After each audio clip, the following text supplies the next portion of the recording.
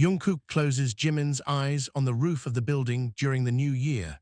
When the eyes are opened, one sentence makes the world feel like it belongs to them. On a New Year's rooftop, one whispered sentence between Jungkook and Jimin transforms fear into belonging as fireworks crown their fragile love. The first firework hadn't even bloomed when Jungkook's palm sealed over Jimin's eyes and his voice trembled against the winter wind. "Trust me, don't open them yet."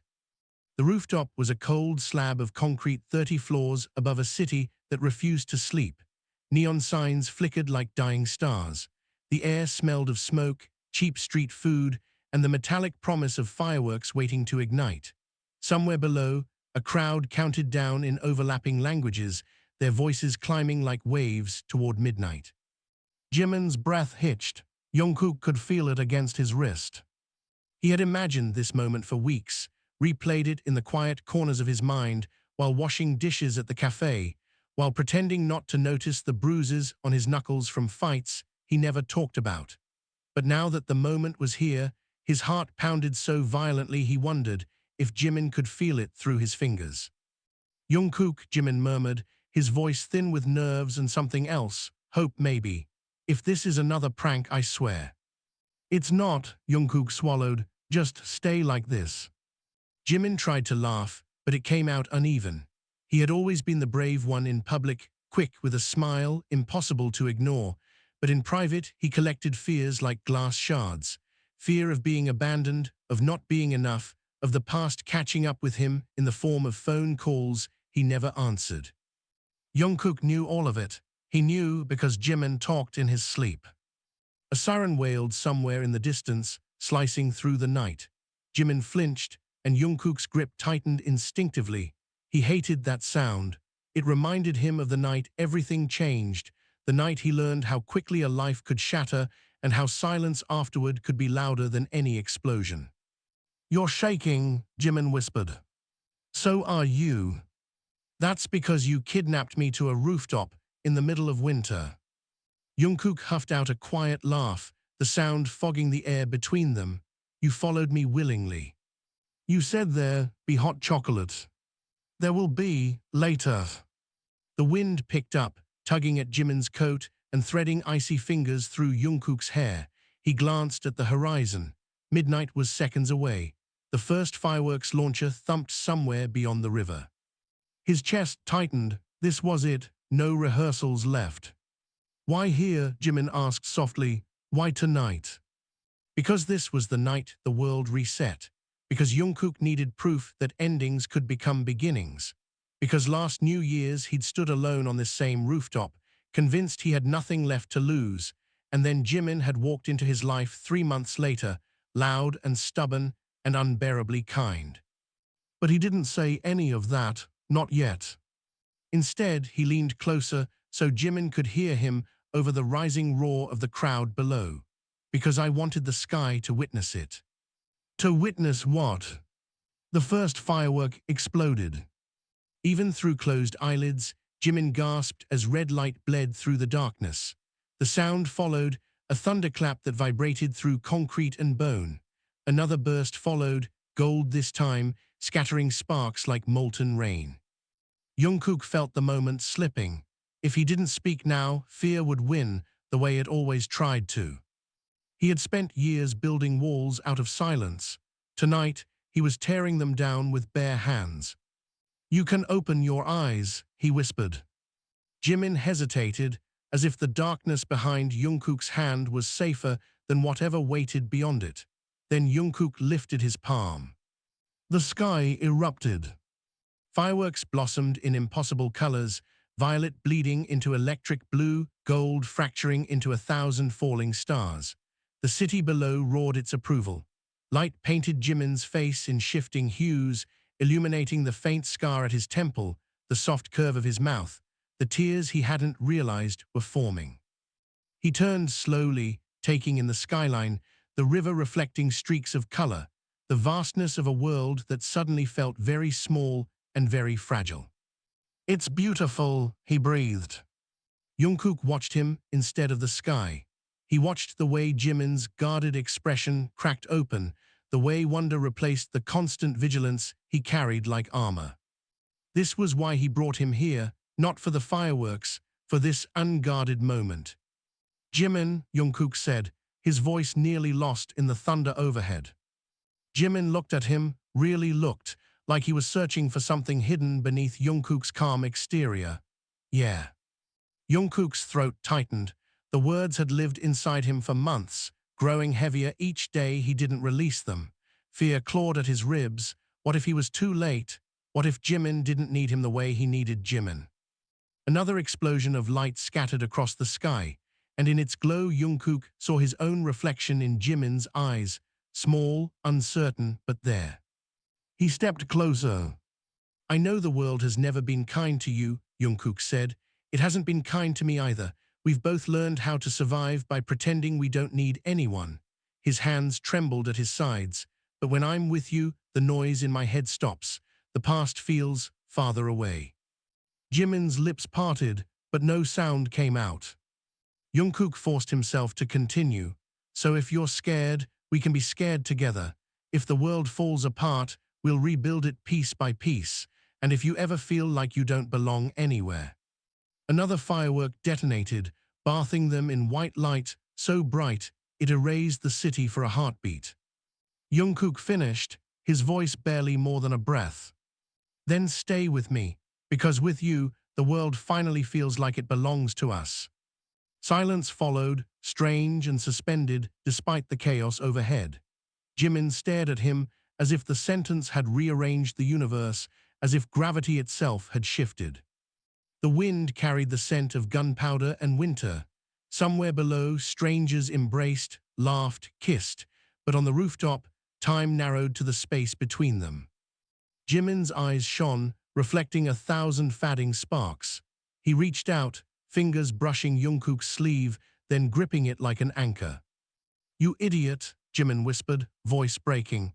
"Do you have any idea how long I've been waiting for you to say that?" Jungkook blinked, stunned. "What?" Jimin laughed through tears, the sound raw and unpolished. "I thought I was the only one pretending not to need this." He gestured between them, at the fragile, terrifying, beautiful thing they had built in stolen glances and unfinished sentences. A final volley of fireworks erupted, filling the sky with blinding gold. In that light, Jimin stepped forward and wrapped his arms around Jungkook, burying his face in his shoulder. The contact was warm, real, grounding. For the first time in years, Jungkook allowed himself to hold on without calculating the cost. The city roared beneath them. The sky burned and faded. Midnight passed into the first quiet seconds of a new year. And on a cold rooftop above it all, two fractured hearts discovered that belonging wasn't a place, it was a promise spoken into the night and answered without hesitation. The elevator doors slammed open on the 29th floor with a metallic shriek that cut through the lingering echo of fireworks, and Jimin's laughter died in his throat. Footsteps, too many, too fast. Jungkook's grip on Jimin's hand tightened instinctively. The warmth they had just found on the rooftop fractured under the weight of a reality neither of them had escaped, only postponed. "Jungkook," Jimin whispered, breath shallow, "you said no one knew we'd be here." "I thought they didn't." The stairwell door banged open. Voices flooded the hallway, angry, overlapping, drunk on something stronger than alcohol. "There, I told you he'd come back here. Don't let them leave. Grab him first, he's the one who ran." Jimin froze. Jungkook felt it like a current running through their joined hands. "Not again." The past had found them. Jungkook pulled Jimin back into the shadow of the elevator alcove just as a group of men stormed past, their boots heavy against concrete, their jackets emblazoned with a symbol Jungkook hadn't seen in months but recognized instantly, a coiled serpent stitched in silver thread. The Serpent Circle. A gang that thrived on debt, loyalty, and punishment, the kind that didn't forgive disappearances. Jimin's nails dug into Jungkook's wrist. "They're here for me," he mouthed, panic widening his eyes. "For us," Jungkook corrected under his breath. "We run together." Another shout echoed from the stairwell. Roofs clear, they came down. The men fanned out through the corridor. Jungkook's mind raced. Elevator was too slow, stairwell was suicide, the service corridor. He tugged Jimin toward a narrow door marked staff only. It resisted for half a second before giving way with a soft click.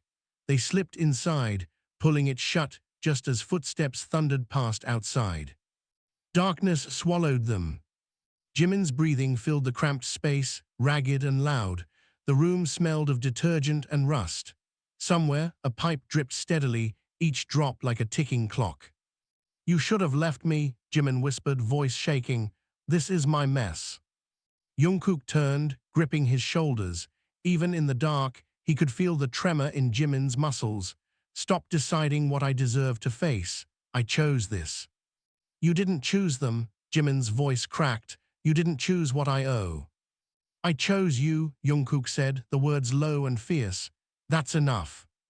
A crash sounded in the hallway, metal striking metal. A door kicked open. Someone cursed. "They're searching every room," Jimin breathed. "We can't hide." Jungkook's jaw tightened. The truth sat between them like a live wire. Running would only delay the inevitable. The circle didn't forget. They collected. "Then we don't hide," Jungkook said. Jimin stared at him, incredulous. "Are you insane?" "Maybe," Jungkook's pulse roared in his ears, "but I'm done letting them decide how this ends." Before Jimin could respond, the staff room door rattled violently. "Locked," a voice growled from outside. "They're in there." Jimin's eyes flashed with terror and something else, shame. "They're going to hurt you," he whispered, "because of me." Jungkook leaned closer, their foreheads nearly touching. "Listen to me, you are not a debt, you are not a mistake, and I am not walking away." The handle jerked again, wood splintered. "Last chance," another voice called. "Open up, Jimin, you know how this works." Jimin flinched at his name. Jungkook felt the moment teeter on the edge of collapse. Then, slowly, Jimin straightened. When he spoke, his voice was different, steady, stripped of fear. "If we open that door," he murmured, "you don't speak. They want me, I'll end it." "No," Jungkook's refusal was immediate. "Yes," Jimin's eyes hardened. "You said we rebuild the world piece by piece. This is the first brick. I won't let them break you to punish me." The doorframe cracked. Jungkook's chest burned. Every instinct screamed to fight, to drag Jimin out through the service exit and never stop running. But he saw something in Jimin's expression he had never seen before, resolve without self-destruction. Not surrender. Joyce. The wood split with a deafening crack. The door burst inward. 3 men filled the doorway, silhouettes against the hallway light. The serpent insignia glinted on their sleeves. "Well," the tallest one sneered, "midnight reunions are touching." Jimin stepped forward before Jungkook could stop him. "You want me? Leave him out of this." The man's gaze slid to Jungkook, assessing, calculating. Too late, he's involved. Jungkook felt heat surge through him. "You don't get to decide that." A laugh rippled through the group. "He's got spirit," another muttered. "Won't last." The leader stepped closer, boots crunching on splintered wood. "You disappeared, Jimin. Debts don't disappear. You know the rule." "I paid half," Jimin said. "You doubled it." "Interest," the man replied coolly. "Time costs money. And breaking bones costs loyalty." Jungkook shot back before he could stop himself. The room went still. Jimin's eyes widened. "Jungkook." The leader's smile vanished. In 2 strides, he crossed the distance and grabbed Jungkook by the collar, slamming him against the wall. Pain exploded across Jungkook's shoulder. "You talk too much for someone who owes nothing," the man hissed. Jimin lunged forward. "Don't touch him." One of the others caught Jimin's arm, twisting it behind his back. Jimin gasped, but didn't cry out. "Let him go," Jimin said through clenched teeth. "I'll come back, I'll work it off, just leave him out." The leader studied Jungkook's face, searching for fear. Jungkook forced himself not to look away. He had spent years being afraid. Not tonight. Interesting, the man murmured. You're willing to trade yourself. I'm not a trade, Jimin snapped. I'm finishing what I started. Jungkook's heart pounded so hard he thought it might crack his ribs. He could see the outcome unfolding. Jimin dragged back into a life he barely survived once, debts compounding, hope extinguished. No! He wrenched free, shoving the leader back a step. You want payment? Jungkook's voice shook with fury. Take it from me too. We settle it together, or you get nothing. Silence crashed over the room. Jimin stared at him like he'd just stepped off a cliff. Why, he whispered, why would you do that? Jungkook didn't look at him. He kept his eyes on the leader. Because you said debts don't disappear, he said quietly, neither does loyalty. The leader's expression shifted, calculating again, but now with interest. 2 workers instead of 1, he mused, tempting. Or 2 problems, one of the others muttered. Another firework boomed outside, the flash slicing through the broken doorway. For a heartbeat, they were all frozen in stark white light, predator, prey, and 2 men refusing to let the world decide their worth. The leader exhaled slowly. Fine, he said at last, 1 condition. Jimin's grip tightened on Jungkook's sleeve. What condition? The man's smile returned, colder than before. You come back tonight, both of you, no running, no hiding, you work until the debt is cleared. His eyes gleamed. And if either of you disappears again, the other pays the price. The words hung in the air like a blade. Jimin's face went pale. Jungkook felt the tremor ripple through him. A trap, a chain disguised as a choice. But Jungkook squeezed Jimin's hand, grounding him. He remembered the rooftop, the fireworks reflected in Jimin's eyes, the fragile promise they had made. If the world demanded a fight, they would fight. Together. Jimin drew a slow, unsteady breath. When he spoke, his voice carried the weight of terror and defiance. We'll come, he said, but we come as equals, no more doubling, no more games. The leader considered, then shrugged. Midnight negotiations, how festive. He stepped back, signaling the others. You have 1 hour, don't make us come looking. They withdrew, boots fadding down the hall, leaving splintered wood and the echo of their ultimatum behind. The doorframe sagged, the building seemed to exhale. Jimin's knees buckled. Jungkook caught him before he hit the floor. For a moment, neither of them spoke.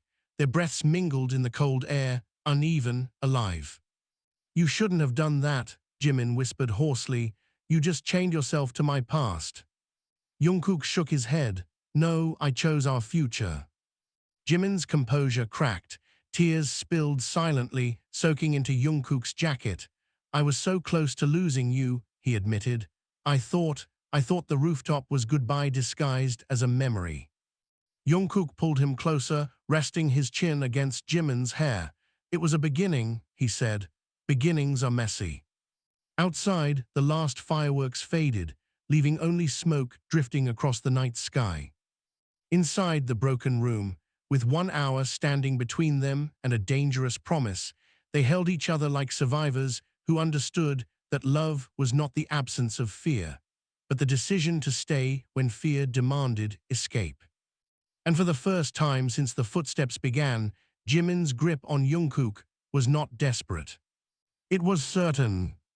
The alley behind the building smelled like damp cardboard, engine oil, and old rain, and Jungkook knew the moment they stepped into it that there was no turning back.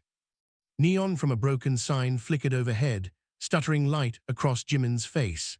He looked different down here, less like the luminous figure from the rooftop, and more like someone carved from hard choices and sleepless nights. You still have time to walk away, Jimin said, voice low, controlled. 1 hour isn't a chain yet. Jungkook let out a humorless breath. You really don't get it. I get it too well, Jimin shot back. People stay until it hurts, then they leave. I'm trying to save you the middle part. Jungkook stepped closer, his shoes splashing through a shallow puddle. You think this is about pain? Jimin, I've lived with pain so long it feels like background noise. What I can't live with is pretending you're disposable. Jimin's jaw tightened. I am disposable to them. You're not to me.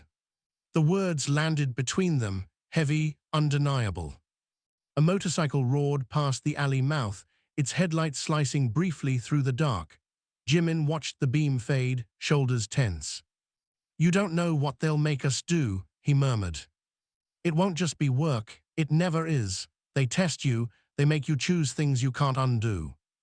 Jungkook swallowed, then we choose together. Jimin's laugh was brittle. You say that like it's romantic. It's not. It's ugly. It's blood and silence and pretending you don't hear someone begging. His voice faltered. I still hear them. The confession hung in the cold air. Jungkook felt something inside him twist. What happened? He asked quietly. Jimin shook his head, eyes glassy. Not now. Footsteps echoed at the end of the alley. Both of them turned. A familiar silhouette emerged from the shadows, a woman in a long black coat, her hair tied back, her posture sharp as a blade. The serpent insignia gleamed faintly on her collar. Jimin stiffened. Sujin. She stopped a few paces away, studying them with an unreadable expression. You're late, she said.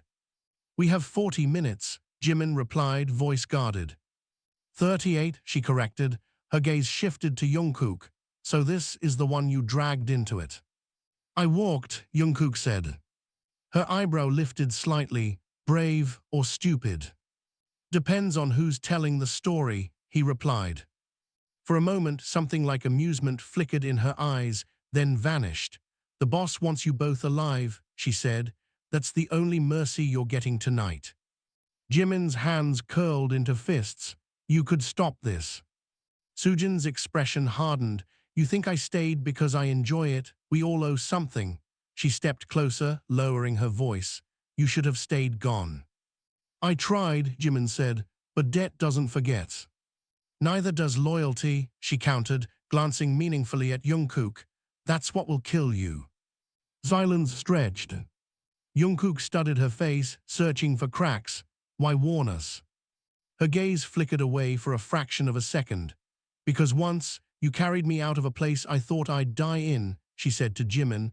Consider this balance. Jimin's breath caught. You don't have to do this anymore. Sujin's lips curved in something that wasn't quite a smile. We all tell ourselves that lie. She stepped back. Warehouse 17, don't make me come looking. She disappeared into the dark as quietly as she had arrived. The alley felt colder after she left. Jimin dragged a hand through his hair, packing once before stopping in front of Jungkook. Warehouse 17, he said, that's where they break people. Or where we refuse to break, Jungkook replied. Jimin stared at him, frustration and fear warring in his eyes. You can't keep turning this into something noble. I'm not, Jungkook said. I'm turning it into something survivable. Jimin's voice rose. You don't survive them. You endure them until there's nothing left that feels like you. The words echoed off the brick walls. Jungkook stepped forward, grabbing Jimin's coat before he could turn away. Then remind me who you are, he said, voice rough, because I see someone who still runs toward burning buildings to pull strangers out. Someone who cries when he thinks no one can hear. Someone who stayed with a stupid barista who couldn't even look him in the eye the first week they met. Jimin's breath hitched. You think you're already gone, Jungkook continued, softer now, but you're not, and I'm not letting them convince you otherwise. Jimin's composure shattered. You don't understand what they made me do, he choked. I hurt people, I chose myself over them, over and over. Jungkook's grip loosened, but he didn't step away. You were surviving. That's just a prettier word for cowardice. Is it? Jungkook's voice sharpened. Because I watched you give your last cash to a stranger last week. Cowards don't do that. Cowards don't keep trying to be gentle in a world that rewards cruelty. Tears streaked down Jimin's face, catching the flickering neon light. You make me sound better than I am. I make you sound like someone worth fighting for. The alley fell silent, except for distant traffic and the faint hum of electricity. Jimin looked at him for a long time, like he was trying to memorize the shape of hope before it vanished. Then slowly, he nodded. Warehouse 17, he said again, this time with steel in his voice. We go together, but we don't bow. Jungkook's answering smile was small, fierce. We don't bow. The warehouse loomed at the edge of the river, a skeletal structure of rusted metal and broken windows. The water lapped against the pilings below, black and endless. A single floodlight buzzed overhead, casting harsh illumination across the loading dock. Men stood in the shadows, their breath visible in the cold. As Jungkook and Jimin approached, every step felt like walking deeper into a trap that had been waiting years to snap shut. The tall leader from the hallway stepped forward, hands clasped behind his back. Right on time, he said. I was beginning to think loyalty had gone out of style. Jimin stopped a few feet away. We're here, state the terms. The leader's gaze slid between them, calculating. You work shipments, no questions, no delays. You finish the backlog, the debt halves. You finish the quarter, it's cleared. And if we refuse something, Jungkook asked. The man's smile was thin. You won't. Jimin's shoulders squared. Try us. A murmur rippled through the onlookers. The leader studied Jimin for a long moment, then chuckled. You always were difficult. He gestured toward the warehouse interior. Let's see how long that lasts. They stepped inside. The air reeked of chemicals and damp wood. Crates were stacked in towering rows, marked with codes instead of names. Somewhere deeper in the building, machinery clanged rhythmically. Jungkook's skin prickled. This wasn't just smuggling, this was something bigger. Jimin seemed to sense it too. His voice dropped to a whisper. If they ask you to open a crate, refuse. Why? Because the last time I didn't sleep for a week. Before Jungkook could respond, Sujin appeared beside them like a ghost. Dock 3, she said curtly. Move. They obeyed. At the dock, a truck idled, exhaust curling into the air. One of the men tossed Jungkook a pair of gloves. You drop anything, you pay for it. Jungkook caught them, jaw tight. Jimin met his eyes briefly, a silent exchange of fear and determination. They began unloading. The crates were heavier than they looked. Jungkook's muscles burned, breath fogging with exertion. Each thud of wood against concrete echoed through the cavernous space. Minutes stretched, sweat mingled with cold. Then a crate slipped. Jungkook lunged to catch it, but the lid cracked open on impact. Inside, beneath layers of plastic, was a row of unmarked vials filled with a dark, viscous liquid. The room went silent. Jimin's face drained of color. Close it, he whispered. Too late. The leader stepped forward, eyes gleaming. Curiosity, he said softly, is expensive. Jungkook's pulse roared. What is this? Something valuable, the man replied. And now that you've seen it, you're part of its journey. Jimin grabbed Jungkook's wrist, his grip trembling. Don't ask more. But Jungkook couldn't look away from the vials, from the way the liquid inside seemed to swallow the light. This isn't just debt collection, he said. It's trafficking something dangerous. The leader's smile widened. Now you're learning. Jimin stepped in front of Jungkook, shielding him. He doesn't need to know anything else. Oh, he does, the man said. Because from this moment on, if anything happens to this shipment, it's on both of you. The weight of the words pressed down like the warehouse roof itself. Jungkook looked at Jimin, at the fear he tried so hard to hide, at the silent plea not to push further. But something inside, Jungkook refused to bend. He met the leader's gaze.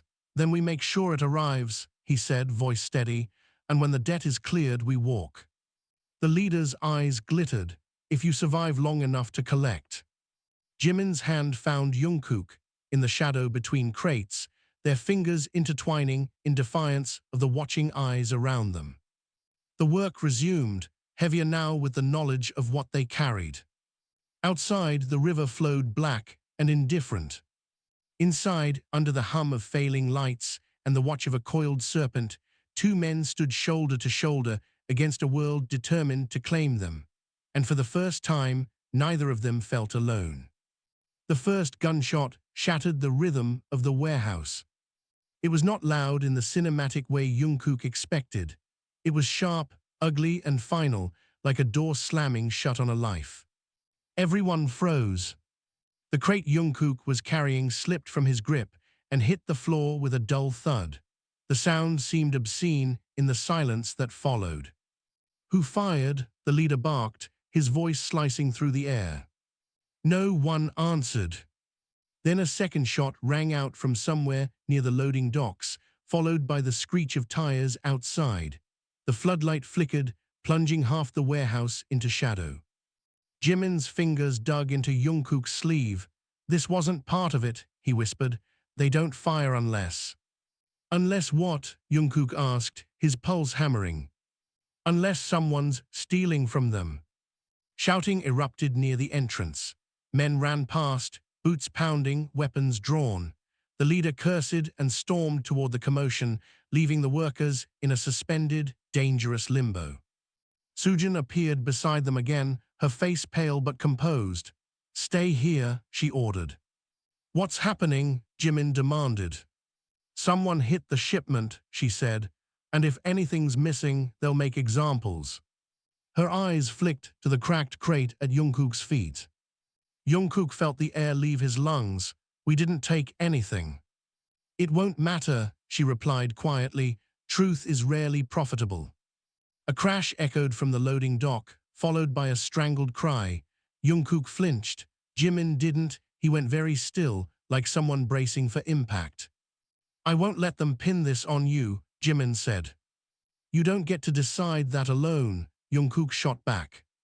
"This is my world," Jimin snapped.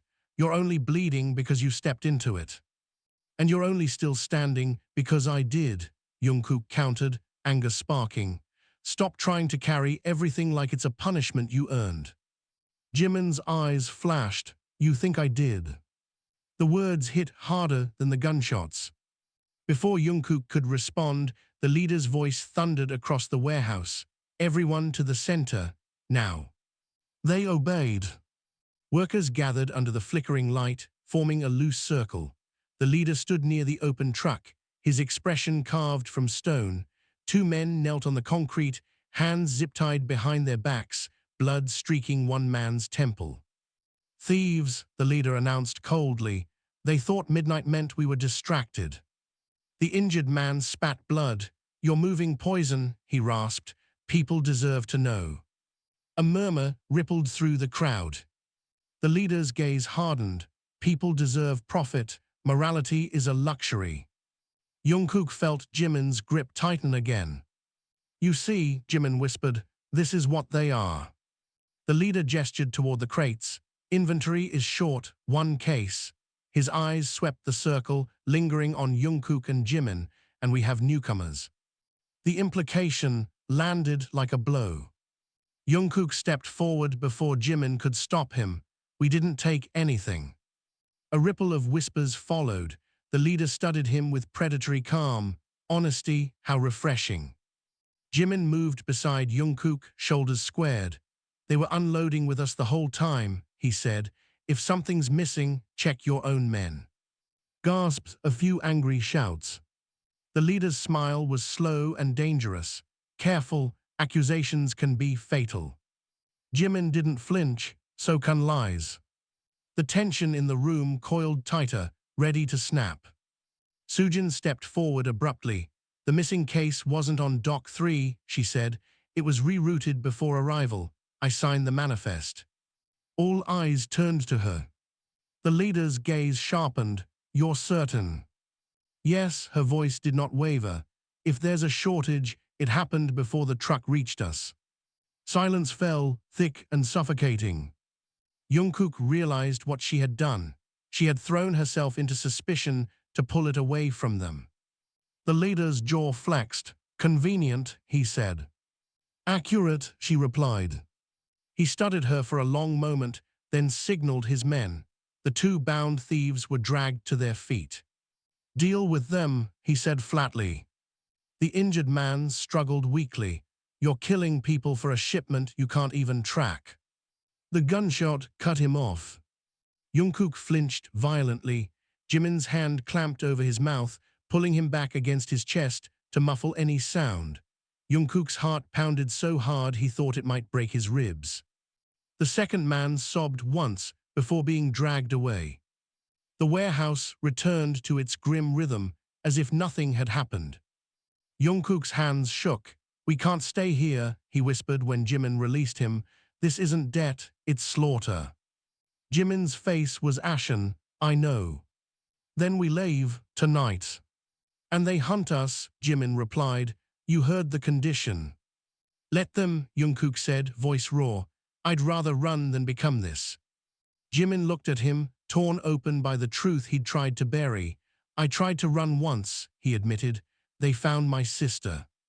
Jungkook froze. "You never told me you had a sister." "I had," Jimin corrected hollowly. "She left the country after they paid her a visit. She won't answer my calls. That's the price of my escape." The revelation hit like another gunshot. "Jimin," Jungkook's voice broke, "you've been carrying that alone." Jimin laughed softly, without humor.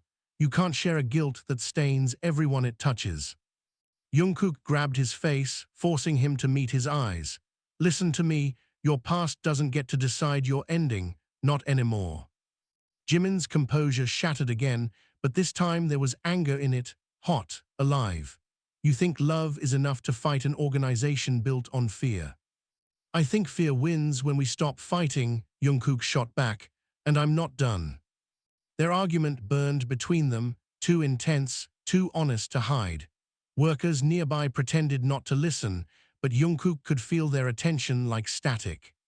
"You're going to get yourself killed," Jimin whispered. "Then at least I'll die choosing something," Jungkook replied, "not just surviving." Jimin stared at him, breathing hard. Then, unexpectedly, he pulled Jungkook into a fierce kiss, desperate, angry, alive. It was not gentle. It was a collision of fear and defiance, a refusal to let the world dictate the terms of their existence. A few workers gasped. Someone muttered a curse. In this place, tenderness was more scandalous than violence. When they broke apart, Jimin's forehead rested against Jungkook's. "You're impossible," he murmured.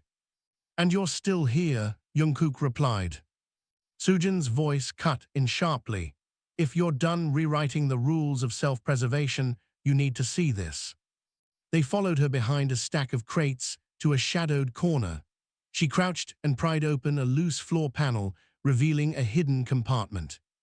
Inside lay the missing case. Jimin recoiled. "You said it wasn't here." "I said it wasn't on Dock 3, she replied. "It arrived separately. Someone inside is moving product off record." Jungkook's mind raced. "If the leader finds that, he'll purge half the crew," Sujin finished, "including you."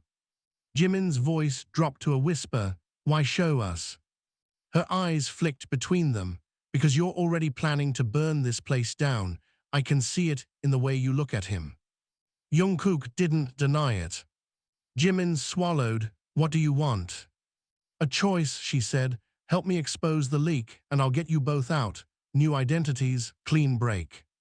Hope flared, dangerous, fragile. "And the cost?" Jungkook asked. Sujin's expression darkened. "If we fail, we don't die quickly." The hum of machinery filled the silence. Jimin looked at Jungkook, fear and longing warring in his eyes. "This is bigger than us," he said. "If we do this, there's no going back." Jungkook thought of the rooftop, the fireworks, the promise that the world could belong to them. He thought of the gunshot, the blood on concrete, the vial of darkness in the crate. "No," he said quietly, "there is." He reached for Jimin's hand. Jimin hesitated only a second before lacing their fingers together. Sujin closed the panel, sealing the hidden case beneath their feet. "Then we move before dawn," she said, "and pray the world is ready for what spills out when this breaks." Across the warehouse, the leader watched them from the shadows, his expression unreadable. Jungkook felt the weight of that gaze like a blade at his back. For the first time since midnight, he understood that survival was no longer the goal. Truth was, and truth, he realized, was far more dangerous. Dawn did not arrive gently. It bled into the warehouse through shattered windows in thin, colorless streaks, revealing dust suspended in the air like the aftermath of an explosion that had not yet happened. Jungkook had not slept. Neither had Jimin. They stood on opposite sides of Dock 3, pretending to work, while the knowledge of the hidden case pulsed between them like a second heartbeat. Every creak of metal sounded like discovery. Every footstep felt like a countdown. Jimin finally crossed the distance between them, his voice barely audible over the rumble of an idling truck. "You keep staring at the floor like it's going to confess," he murmured. "I keep thinking about what's inside that case," Jungkook replied. "And who it's meant to disappear." Jimin's jaw tightened. "People like us don't disappear, we get erased." The words sat heavy between them. A shout rang out from the far end of the warehouse. The leader was arguing with someone over a manifest, his temper thin, his patience gone. Tension hung in the air, sharp enough to draw blood. "Good," Sujin said quietly as she approached. "He's distracted." Jungkook glanced at her. "You said we move before dawn. It's dawn." She nodded toward the offices above the loading docks. "The records are up there, proof of the off-record shipments. We get that. We control the narrative." "And the case?" Jimin asked. "We leave it," she said. "Evidence is useless if we're dead carrying it." Jungkook studied her face. "You've planned this before." Her expression didn't change. "I've survived this long. That requires planning." A crash echoed from the entrance. A new truck backed into Dock 2, brakes screaming, "Mori crates, Mori risk." Jimin exhaled slowly. "Then we go now." They moved like shadows along the wall, slipping behind stacks of pallets and into the stairwell leading to the offices. The air grew colder as they climbed, the smell of mold replacing chemicals. Halfway up, Jungkook caught Jimin's wrist. "If this goes wrong." "It will," Jimin said softly. "Then you don't sacrifice yourself again," Jungkook finished. "We choose together, remember." Jimin's eyes searched his face, haunted and warm at once. "You make it sound simple." "It isn't," Jungkook admitted, "but it's ours." Jimin squeezed his hand once before pulling away. "Then don't hesitate." They reached the landing. The office door stood ajar, a strip of pale light cutting across the dusty floor. Voices drifted from inside. "Short one case, and you expect me to believe it vanished," the leader was saying, his tone dangerously calm. A second voice answered, strained. "The manifest matches what we received." "Manifests can be rewritten." Sujin's eyes met Jungkook's. This was their moment and their risk. Jimin mouthed, "Wait." The leader's footsteps approached the door. There was no time. Jungkook shoved it open and stepped inside. The room fell silent. The leader stood behind a metal desk, papers spread before him. Another man hovered nearby, pale and sweating. Both turned toward Jungkook, surprise flickering into anger. "Well," the leader said slowly, "my newest liabilities." Jimin entered behind Jungkook, shoulders squared. Sujin followed, closing the door with a soft click that sounded louder than any gunshot. "We need to talk," Jungkook said. The leader laughed once, humorless. "You're in no position to need anything." "Actually," Sujin said, her voice like steel, "we are." She crossed the room and dropped a folder onto the desk. The sound cracked through the tension. The leader's gaze sharpened. "What is this?" "Your leak," she replied. "Off-record shipments routed through Dock 2, signed under secondary code you thought no one tracked." The sweating man beside him went whiter. Jimin watched the realization spread across the leader's face. "You've been bleeding your own operation," he said quietly, "and killing people to cover it." The leader's expression hardened into something feral, careful. Jungkook stepped forward. "You wanted loyalty, here it is. We're giving you the truth." The room seemed to shrink around them. The leader's eyes flicked to the trembling man at his side. "Leave," he said. The man didn't hesitate, he fled. Silence followed, thick and electric. You think this gives you leverage, the leader said at last. It gives us options, Sujin replied. He studied her, betrayal flickering in his gaze. You. I stayed alive, she said, that's all. Jimin's voice was steady. Let us walk, clear the debt. You keep your operation intact, and the leak disappears with us. Jungkook felt his pulse roar. This was it, the gamble that could free them or bury them. The leader leaned back, fingers steepled. And if I refuse? Jungkook met his gaze. Then the records go to people who don't profit from silence. A long pause. Outside, a truck horn blared. Somewhere below, a crate hit the floor. The leader's jaw flexed. For the first time, uncertainty crept into his expression. You're risking a war you won't survive, he said quietly. Jimin's hand found Jungkook's, their fingers intertwining in plain sight. We're already in one. The leader watched their joined hands, something unreadable passing through his eyes, contempt, perhaps, or the faintest recognition of a bond he could not exploit. You're asking me to forgive debt, he said. No, Jungkook replied, we're offering you a trade, our silence for our freedom. Sujin added, and the name of the man who's been siphoning your shipments. The leader's gaze snapped to her, you know. She nodded once. The room held its breath. Speak, he said. She stepped closer, her voice low enough that only the four of them could hear. When she finished, the leader's expression went very, very still. Jungkook didn't know the name she had given, but he saw its impact, a crack in the foundation of a man who believed himself untouchable. At last, the leader exhaled. You walk, he said, all three of you, debt cleared, names erased. His eyes hardened. But if a single whisper of my operation reaches the wrong ears. It won't, Jimin said.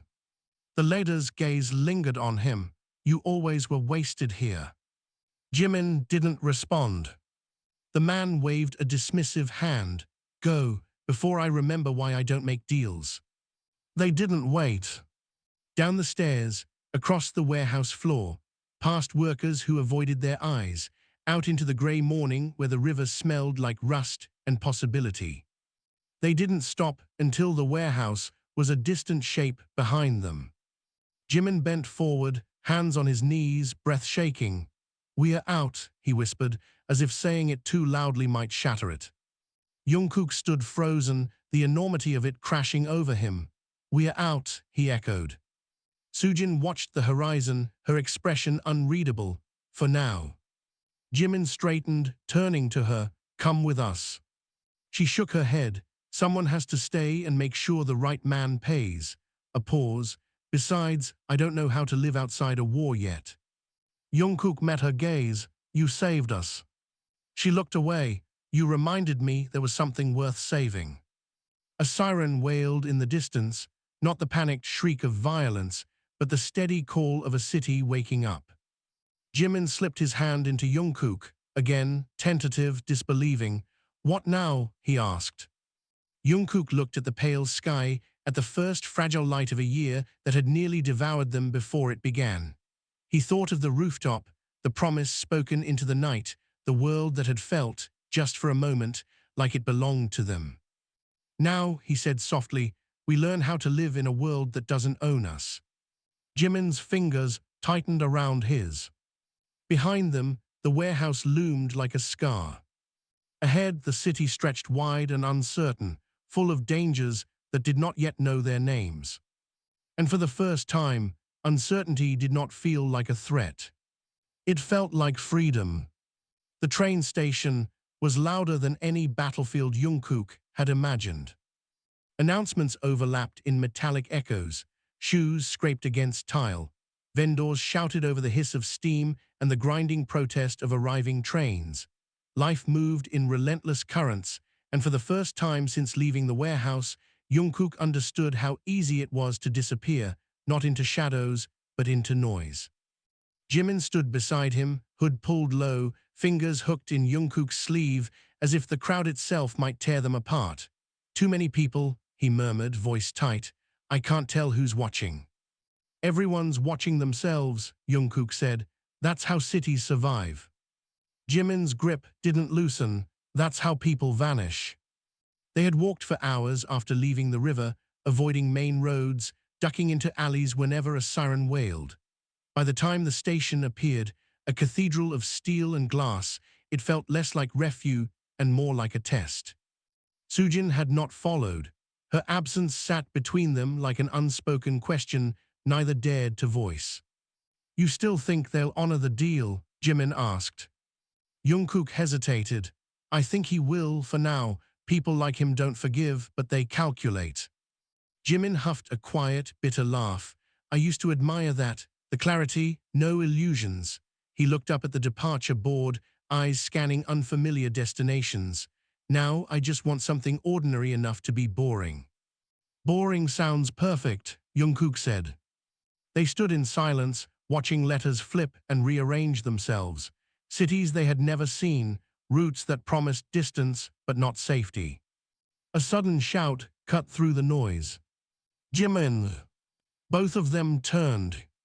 A man pushed through the crowd toward them, breathless, eyes wide.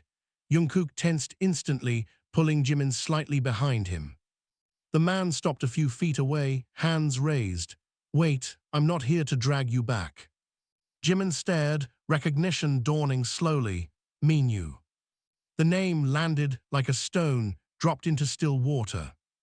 Minyu looked older than Jimin, his face lined with exhaustion, his coat wrinkled as if he'd slept in it. You disappeared, he said, voice breaking between relief and accusation. Do you have any idea what that did to the rest of us? Jimin's expression hardened. I didn't disappear, I escaped. Minyu's gaze flicked to Jungkook, measuring, and you brought someone else into it. I walked in, Jungkook said evenly. Minyu studied him for a long moment. You don't look like someone who belongs to that world. I don't, Jungkook replied. Neither does he. Jimin let out a sharp breath. Why are you here? Minyu's jaw tightened. Because the deal you made is already unraveling. The words hit like a punch. Jungkook felt Jimin stiffen behind him. What do you mean? Jungkook asked. Minyu stepped closer, lowering his voice. The man Sujin named, he's dead, found in the river an hour ago. The station noise seemed to recede, leaving only the pounding of Jungkook's heart. Jimin's voice was barely audible. That wasn't part of the deal. No, Minyu said.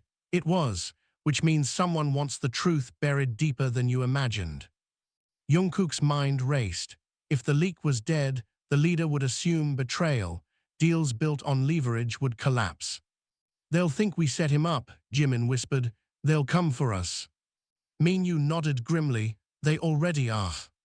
A surge of panic rippled through Jungkook, but he forced himself to stay still. Panic was a luxury. Movement required clarity. Why warn us? He asked. Minyu's eyes flickered with something like guilt. Because I didn't leave when you did, he said to Jimin.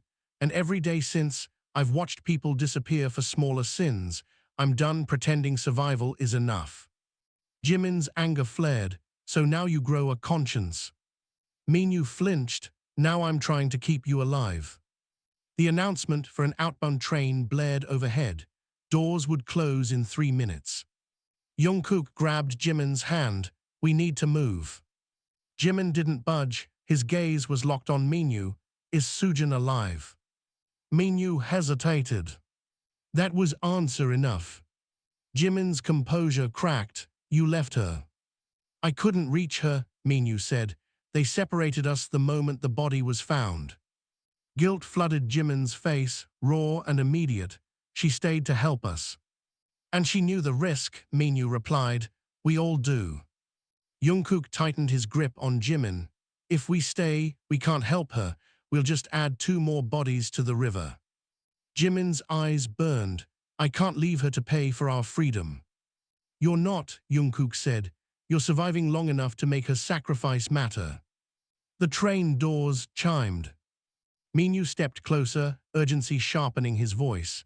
There's a safe route, freight line to the north, no manifests, no cameras. You leave now, you might stay ghosts. And you? Jimin asked. Minyu gave a hollow smile. Somebody has to misdirect the hunters. Jimin stared at him, conflict tearing through his expression. You always said loyalty was a trap. It is, Minyu said, but sometimes it's the only thing that makes us human. The final boarding call echoed through the station. Jungkook cupped Jimin's face, forcing him to look at him. You once told me the past doesn't forget, he said softly, but neither does the future. If we die here, everything we fought for ends in a footnote. Jimin's eyes filled. You're asking me to choose again. I'm asking you to live, Jungkook replied. For a heartbeat, the world balanced on the edge of Jimin's decision.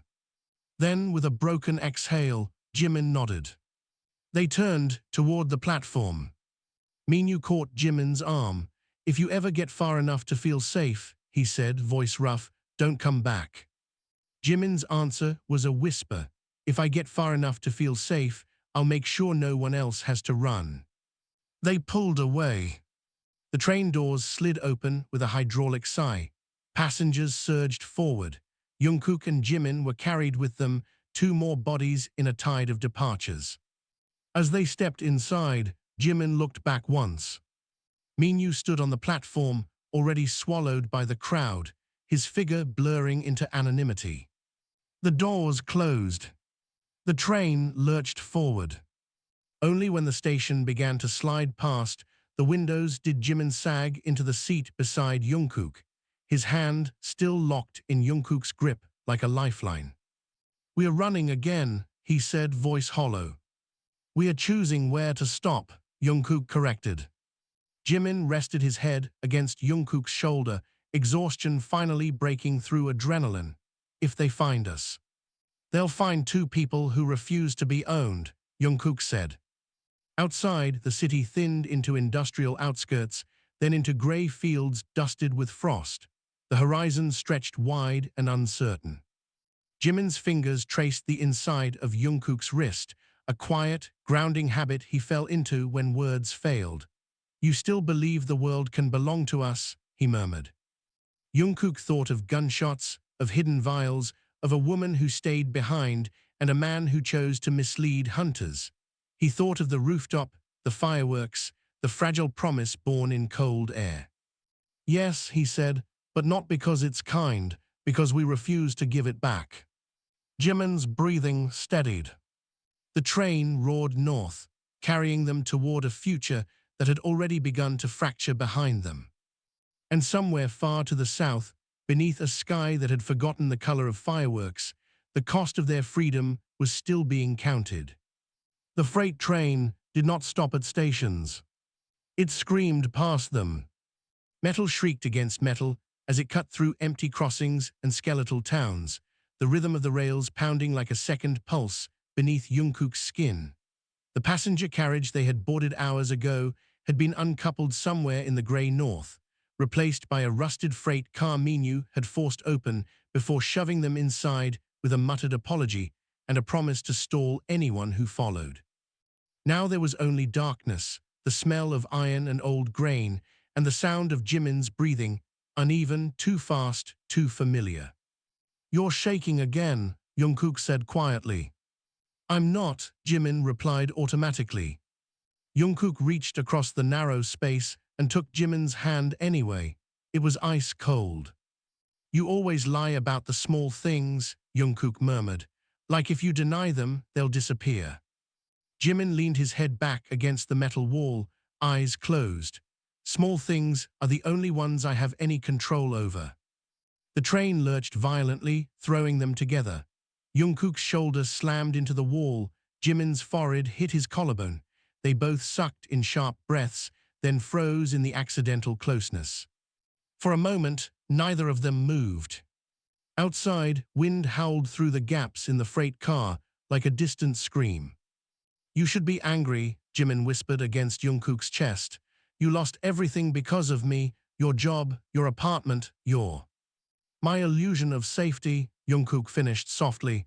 That was never mine to keep. Jimin pulled back, eyes shining faintly in the dark.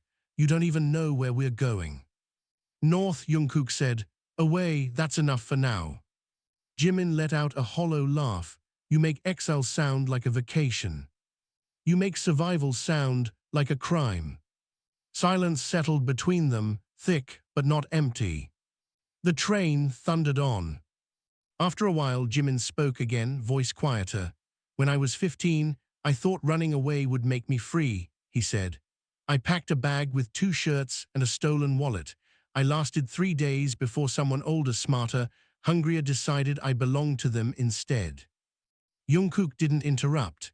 He had learned that Jimin's past emerged like fragments of broken glass, sharp, rare, and dangerous to ignore. They gave me a choice, Jimin continued. Work for them or sleep on streets that eat boys like me alive.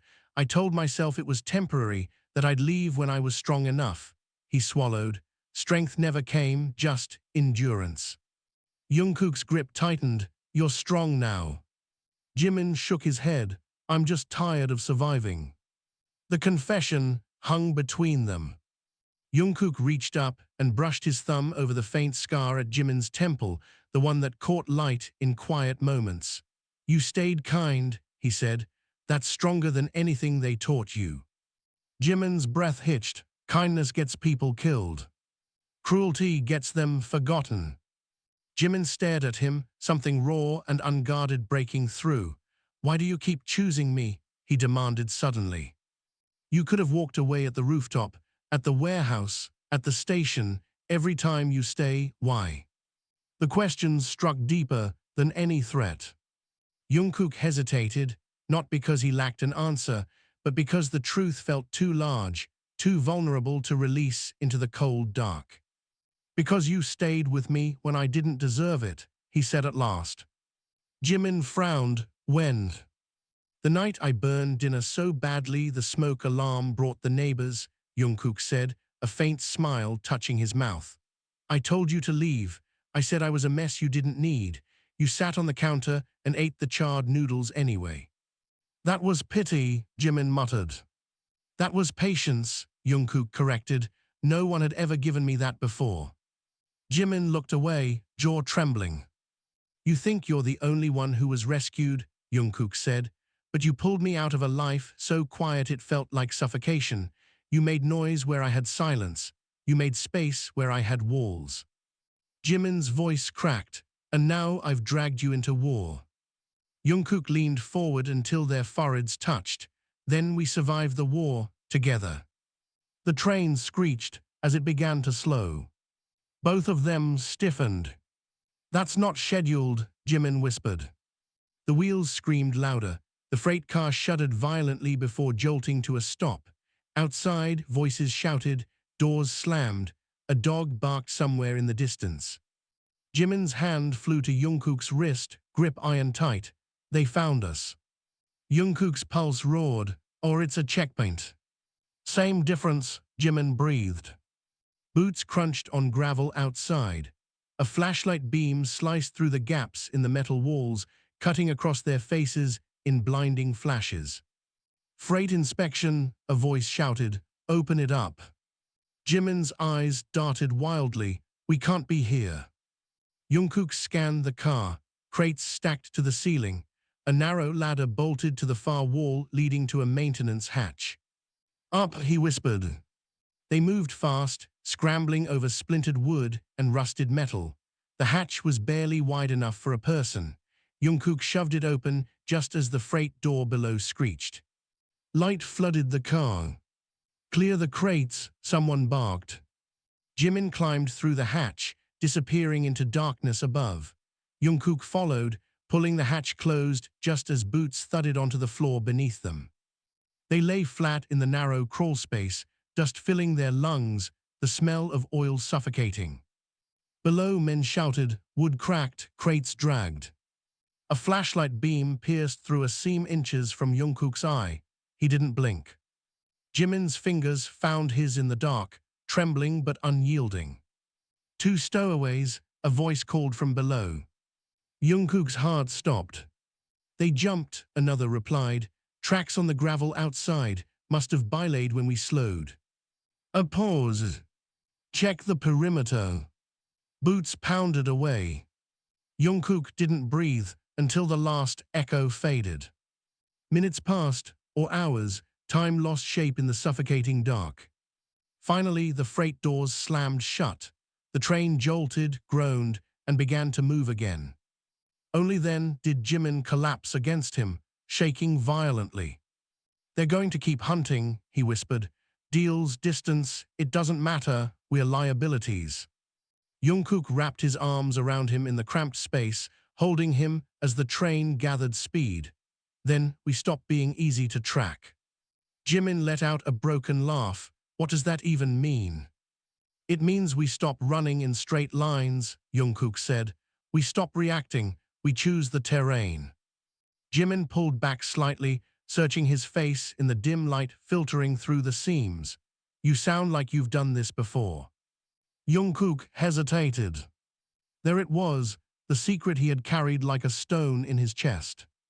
"I told you my parents died in an accident," he said quietly. Jimin stilled. "You said a fire." "It was," Jungkook replied, "an arson investigation that was buried because the company responsible paid the right people." His voice remained steady, but his hands trembled. "I learned early what happens when truth threatens profit." Jimin stared at him, shock replacing fear. "You never told me." "I never wanted you to see how much rage I carry," Jungkook said. "I was afraid you'd recognize it." Jimin's expression softened, something fierce and tender breaking through. "I do recognize it," he said. "It's the same rage that kept me alive." The train roared into a tunnel, plunging the crawl space into absolute darkness. Jimin's voice came out as a whisper against Jungkook's lips, close enough to feel the words. "We're not running anymore, are we?" "No," Jungkook said. "We're choosing where to stand."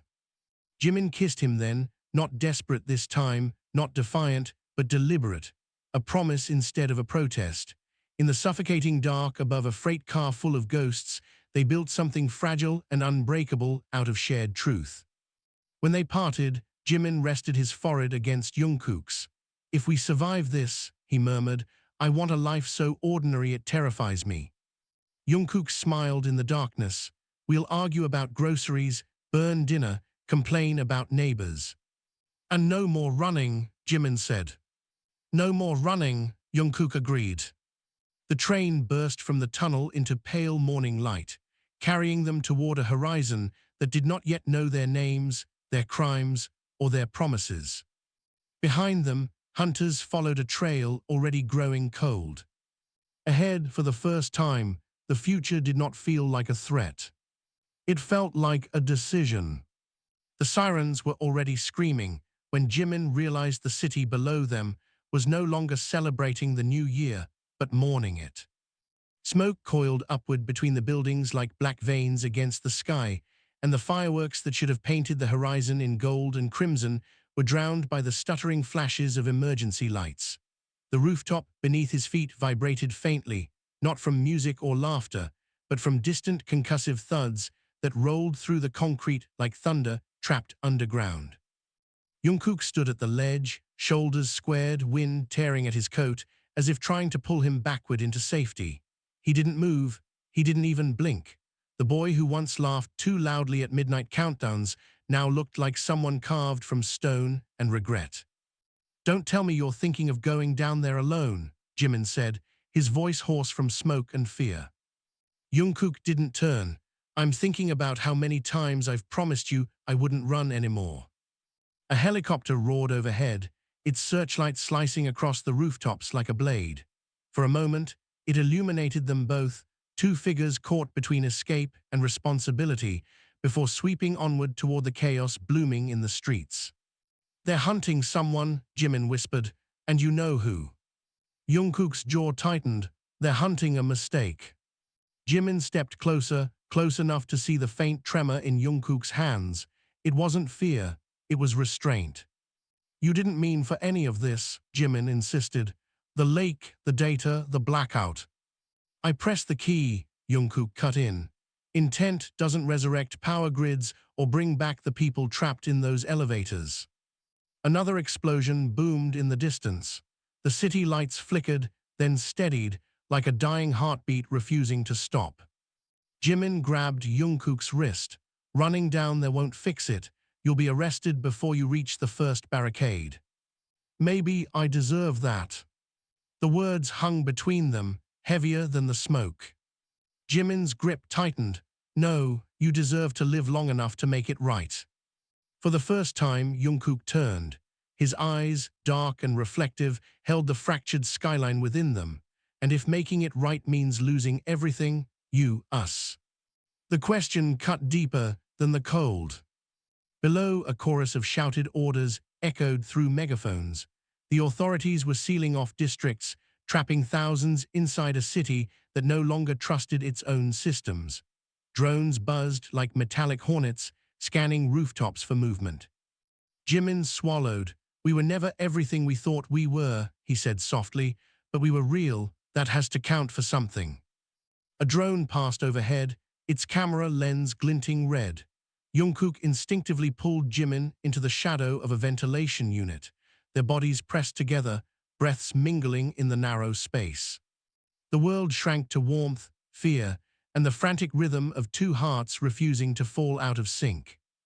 You always do that, Jungkook murmured. Do what? Stand between me and the consequences. Jimin let out a shaky laugh. Someone has to make sure you don't martyr yourself for a system that would forget your name by morning. Jungkook's hand rose, hesitating before resting against Jimin's cheek. The touch was tentative, as if he feared the moment might shatter under too much pressure. I remember, Jungkook said, that night on this roof, the fireworks, the sentence you said, I've carried it like a compass ever since. Jimin's breath hitched, then stop pretending you're lost. For a moment, the sirens faded into the background. The city's chaos became distant, like a storm viewed from behind glass. Then a voice blasted through a loudspeaker below. All unauthorized individuals on rooftops must descend immediately. Non-compliance will be treated as hostile intent. Jungkook exhaled slowly. Hostile intent, he repeated. Funny how easily they rename survival. Jimin's fingers found Jungkook, threading through them. We don't have to fight them tonight. We just have to stay alive. And tomorrow. Tomorrow we tell the truth, all of it, even the parts that make us monsters. Jungkook studied their intertwined hands as if memorizing the shape of them. You'd stand beside me while I confess. I'd stand beside you while the world decides what to do with us. Another drone hovered closer, its mechanical hum rising in pitch. A spotlight snapped on, flooding the rooftop with harsh white light. Rooftop occupants, the amplified voice commanded, kneel and place your hands where we can see them. Jungkook's grip tightened. Jimin felt the tension coil through him, the instinct to run battling the promise he had made. Don't, Jimin whispered, not like this. Jungkook closed his eyes briefly, as if listening to a voice only he could hear. When he opened them again, the defiance was gone, replaced by something steadier, heavier, braver. Together, he said. They stepped into the light, hands still clasped. The wind howled around them, carrying the scent of smoke, metal, and something faintly sweet from the fireworks that had never finished their arc. As they knelt, the city stretched endlessly beyond the rooftop, wounded but breathing. Jimin leaned closer, his voice barely audible over the drone's rotors. If the world ends tonight, I want you to remember this. Jungkook turned his head slightly. What? That we didn't belong to the chaos, Jimin whispered. The chaos belonged to us because we chose to face it together. For the first time since the sirens began, Jungkook smiled, small, fragile, but real. And in that fragile smile, under the merciless white glare and the weight of a broken city, the world felt, if only for a heartbeat, like it still belonged to them. The floodlights did not dim, and the drones did not retreat, but something in the air shifted, as if the city itself were holding its breath, waiting to see what two trembling figures on a rooftop would choose to become. Boots pounded up the stairwell behind the metal door. The sharp clang as it burst open echoed across the roof like a gunshot. Officers in dark uniforms fanned out, weapons raised but uncertain, their eyes flickering between Jungkook's face and the skyline still coughing smoke. Jungkook slowly released Jimin's hand and lifted both palms into the light. The gesture was not surrender so much as an offering. "I'm the one you're looking for," he said, his voice steady despite the wind clawing at his words. "The breach, the shutdown cascade, the exposed infrastructure protocols, it was me." A murmur rippled through the officers. One of them lowered his weapon a fraction. Jimin's chest tightened. "We did it," he said quietly, correcting the narrative before it could harden into something untrue. "Not out of malice, out of desperation. We tried to show how fragile the system was. We didn't think they'd ignore the warnings again." The lead officer, a woman with tired eyes and soot on her collar, studied them for a long moment. "Do you have any idea what your warning cost?" she asked. Jungkook swallowed. Yes. He did not list the numbers. He did not hide behind statistics. The names he did not know weighed more than any accusation. Behind them, another explosion rolled through the distance, weaker this time. The city grid flickered, and then, gradually, lights began returning in scattered constellations. A building to the east glowed to life floor by floor, like a spine straightening. The officer's radio crackled. Partial restoration confirmed, hospitals online, traffic control stabilizing. The woman's expression shifted, not to forgiveness, but to something more complicated. "You wanted the truth exposed," she said. "Looks like you got it. The whole system was one failure away from collapse." Jimin let out a breath he didn't realize he'd been holding. "Will they fix it now?" "They don't have a choice." Silence fell again, broken only by the hum of drones powering down one by one as the emergency threat level dropped. The spotlight softened. The city, bruised and shaken, refused to die. The officer lowered her weapon fully. "You'll still have to answer for what you did," she said, "but you also forced a reckoning no one else could." Jungkook nodded. "We're not asking to be forgiven." Jimin glanced at him. "We're asking to be useful." The woman studied them, then gestured toward the stairwell. "Come on, let's get you somewhere warm before the press turns you into villains or martyrs. Neither is very accurate." As they stood, Jungkook hesitated. He looked back at the edge of the rooftop, the place where fireworks once painted the sky, where a single sentence had made the world feel small enough to hold. Jimin noticed. "You're thinking about that night," he said. "I'm thinking about what you said," Jungkook replied, "that the world could belong to us for a heartbeat." Jimin stepped closer, close enough that the noise of the city faded again. "It still can," he said, "not because we control it, because we choose how we stand in it." Jungkook searched his face, as if confirming the truth of something fragile and hard-won, even if we spend years trying to repair the damage. Especially then. Below them, sirens began to quiet. In their place came other sounds, voices calling to one another, generators humming back to life, the distant cheer of a hospital wing regaining power. The city was not healed, but it was trying.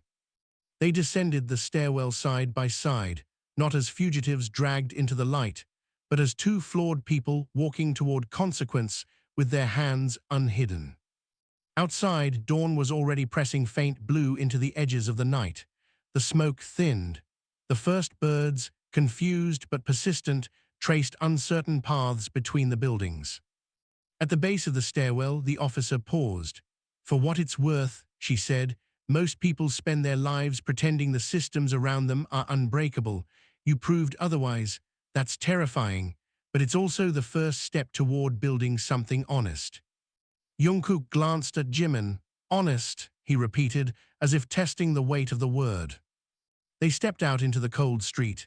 Snow, thin, unexpected, had begun to fall, melting on contact with the still warm pavement. Each flake vanished almost as soon as it appeared, like a promise the world wasn't sure it could keep. Jimin tilted his head back, letting the snow touch his face. "It's a new year," he murmured. Jungkook followed his gaze upward. The sky, washed pale by approaching morning, no longer looked like a ceiling ready to collapse. it looked open. He reached for Jimin's hand again. This time, there were no drones, no spotlights, no countdown, only the quiet aftermath of a night that had stripped them to their truths. "We don't own the world," Jungkook said softly. Jimin squeezed his fingers. "No, but we are part of it, and that's enough." They walked forward together into the uncertain light, not absolved, not condemned, but awake, carrying the weight of what they had broken and the fragile, stubborn hope of what they might help rebuild. And for the first time since the sirens began, the city did not feel like an enemy or a stage for their mistakes. It felt like a living thing they belonged to, imperfect, wounded, and still, somehow, choosing to endure alongside them.